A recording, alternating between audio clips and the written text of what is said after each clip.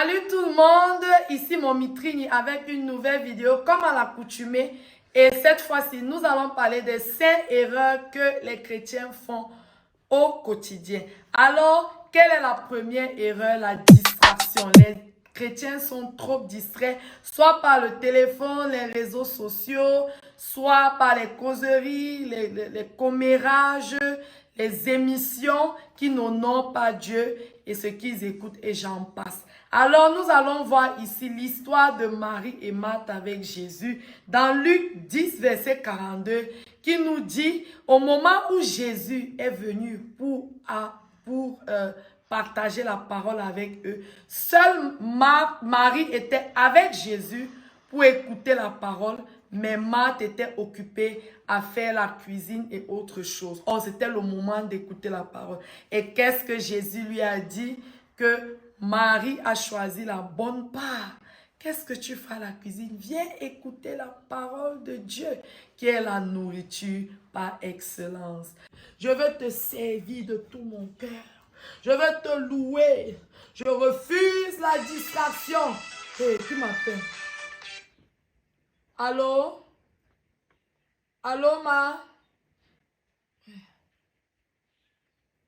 En tout cas, je suis concentrée.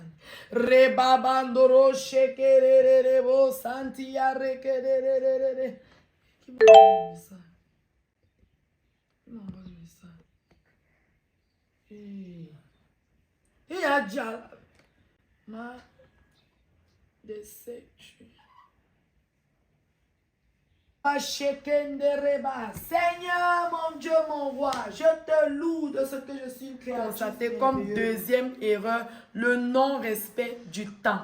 Alors, au moment de prier, on est occupé peut-être à faire une ou deux choses, à travailler, à faire le ménage, à causer au téléphone, à suivre les séries à la télé et j'en passe. Pourtant, c'est l'heure de prière.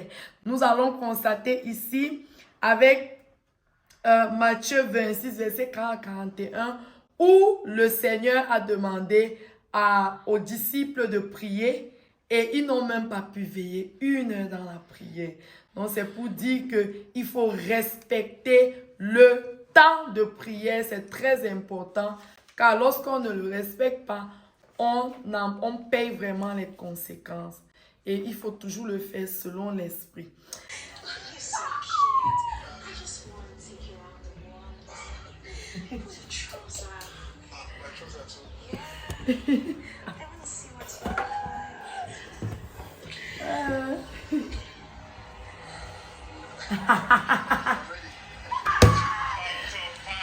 Ah.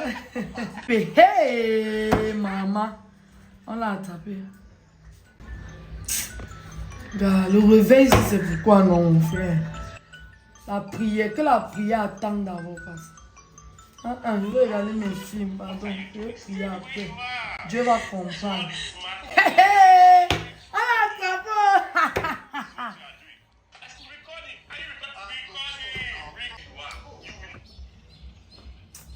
Que prie, Seigneur, je te dis merci. Amen.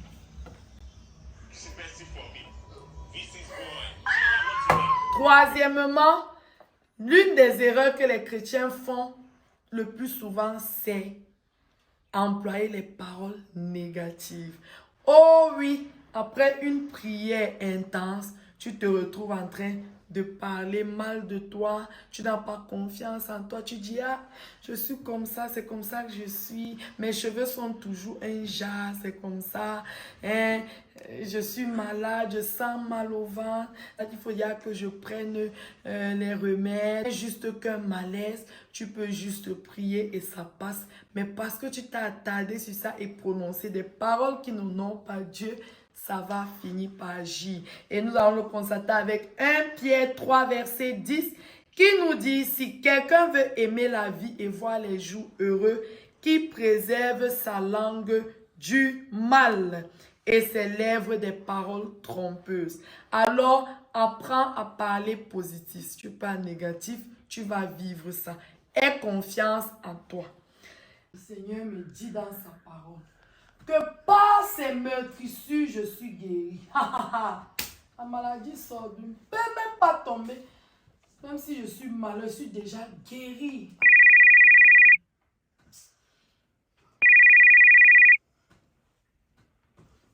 Allô, Evelyne. Allô, ma soeur, comment? Ça va, on est là. Ok, le rhume là, d'hier là que tu m'as parlé de, ça va un peu. Ça va, Ouma. Ah, Ça comment? va pas. Waouh. Tu as pris les médicaments, tu es parti à la pharmacie. Je suis allée à la pharmacie. J'ai même bu, où c'est le triponosal, l'amoxicilline, tout genre, ça ne donne pas. Je suis même allée voir le docteur, maman. Il me dit que ça peut causer le cancer de la gorge et du nez. Waouh, c'est Je suis dépassée, maman. J'étais en train de prier Dieu ici, là, qui m'aide. Ma vie, je ne meurs pas. Oh. Oui, Je suis en train de mourir. Oh. jamais, non. Quatrièmement, quelle est encore cette erreur que les chrétiens font sans le savoir? C'est le refus d'aider et d'assister les autres. Ah oui, tu vois un chrétien, il va bien donner à l'église, mais il est incapable de donner à son frère à côté de lui. Non, ça c'est pas bon. Quand tu donnes à l'église, pense aussi à donner à ton frère, aux pauvres autour de toi. Tu vois, par exemple, on le constate avec 1 Jean 3, verset 17, qui dit, si quelqu'un possède les biens du monde et que voyant son frère dans le besoin, il lui ferme ses entrailles, comment l'amour de Dieu demeure-t-il en lui? Tu ne peux pas dire que tu aimes Dieu et tu es incapable, ok? Tu es incapable d'aider ton frère. Lorsque tu aimes Dieu, tu as l'amour pour les autres, tu as l'amour de donner, ok? Et quand tu le fais, tu évolues. Et nous allons également voir l'histoire du riche et du pauvre Lazare. Nous constatons que Lazare était très pauvre et il était toujours devant la maison du riche pour demander de l'aide, mais le riche l'ignorait. Et lorsqu'ils sont tous morts, Lazare étant au paradis, voyait le riche en enfer et le riche suppliait Lazare de l'aider à entrer au paradis. Donc, pour dire qu'il faut apprendre à soutenir les autres dans les moments difficiles. Si même tu n'as pas l'argent à donner, tu peux penser prier pour la personne.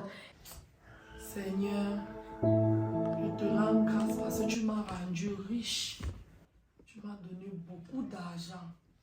Oh Seigneur, merci pour les voitures que tu me donnes, la maison que tu me donnes. Merci Seigneur pour les amis que tu me donnes. Oh, que tu es bon, papa. Merci Jésus. Au nom de Jésus, amen. Oh, la vie est belle. Dieu m'a béni avec les voitures. Et ma nièce m'appelle quoi? Allô, Sandra? Allô, tata. Oui, allô. Ça Tata? va? Ça va bien, tata. On m'a chassé à l'école à cause de la pension. On t'a chassé. Oui, tata. Il faut combien? Il faut 2000. Ok. Tout à l'heure, alors. Il faut 2000, il faut 2000. C'est moi qui l'ai accouché. Tata. Pardon. Oh, merci Seigneur pour la vie. Et cinquièmement et enfin, l'erreur que les chrétiens font et qu'ils ne s'en rendent pas compte, et parfois même s'en rendent compte et ont pris ça comme normal, c'est le mensonge. Oui, le mensonge, je dis ça doucement pour que tu comprennes que le mensonge n'est pas bon. Tu falsifies les documents, tu mens à ton père, à ta mère, tu mens à ton frère, à ta soeur, tu mens partout où tu passes. Tu triches quand tu ne connais pas. Tu voles, c'est pas bon. C'est pas bon. Même si ça a l'air normal, devant Dieu, c'est pas bon. Ici, qui compte, c'est Dieu. Si Dieu voit que ce que tu fais n'est pas bon, arrête. maintenant. Et nous allons voir l'histoire d'Adam et Ève dans Genèse où Adam et Ève ont menti à Dieu qu'ils n'ont pas mangé le fruit défendu. Et lorsqu'ils ont menti, qu'est-ce qui s'est passé? C'est là où le péché est venu dans le monde. Or, s'ils avaient dit la vérité, peut-être que Dieu allait leur accorder miséricorde et leur donner une deuxième chance. Mais parce qu'ils ont menti aujourd'hui, pour que la femme accouche, ça fait mal. Pour que l'homme trouve de l'argent, c'est difficile. Donc, arrêtons de mentir. Chrétiens, évite de mentir.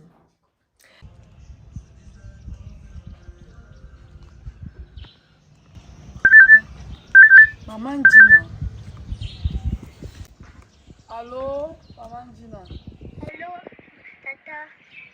Oui, allô, oui, ma fille. Maman dit que ne pas chercher le chargeur parce que son chargeur est gâté. Je ne suis pas là. Je ne suis pas là, je suis sortie. Ok, merci. C'est mon quoi avec toutes ces petites filles-là. Chargeur et capter le jeu. On ne peut pas s'acheter un chargeur, là?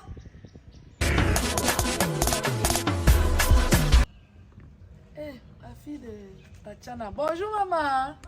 Ça va, ma chérie? Ça va bien. Ok, bye.